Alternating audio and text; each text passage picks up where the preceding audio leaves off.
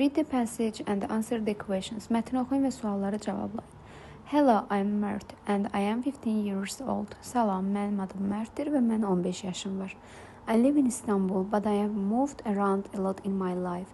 Mən İstanbulda yaşayıram, lakin mən həyatım boyunca çox ətrafları gəzmişəm.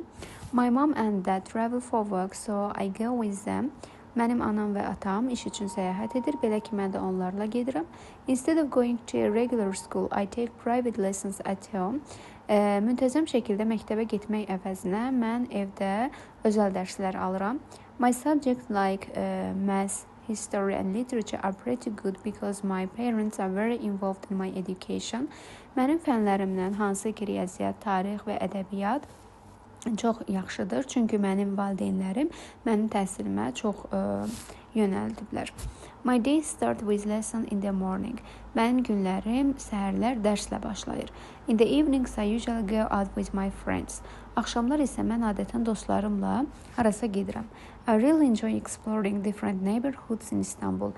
Mən həqiqətən də İstanbulda müxtəlif qonşuluqları kəşf etməkdən zövq alıram. Discovering new places and meeting new people is an amazing experience for me. Yeni məkanlar kəşf etmək və yeni insanlarla görüşmək mənim üçün heyrətamiz bir təcrübədir. One of my hobbies is taking photos and reading old books. Mənim hobbilərimdən biri şəkil çəkmək və köhnə, yəni qədim kitabları oxumaqdır. I especially enjoy taking photos of Istanbul's historic sites. Mən xüsusilə İstanbulun tarixi ərazilərinin şəkillərini çəkməkdən zövq alıram. The books I like to read are mostly about adventure and history.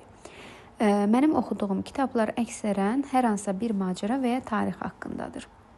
I try to go out with my friends to take photos a couple of times a week. Mən həftə ərzində, yəni 2 dəfə müddətində dostlarımla şəkil çəkməyə, harasa getməyə cəhd göstərirəm. Sometimes I cannot spend time with my school friends, but we keep in touch through messages.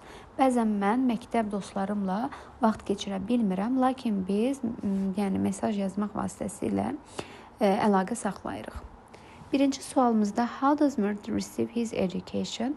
Mert öz təhsilini necə alır? Təhsilini alması ilə bağlı məlumat mətndə qeyd olunmuşdur ki, I take private lessons at home. Yəni müntəzəm şəkildə məktəbə getmək əvəzinə evdə xüsusi dərslər alıram.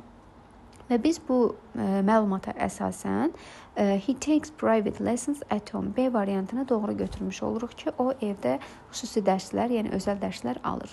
A variantında he learns from his friend, dostlarından öyrənir, belə bir məlumat yoxdur. He studies online şəkildə təhsil alır, yenə belə bir məlumat yoxdur.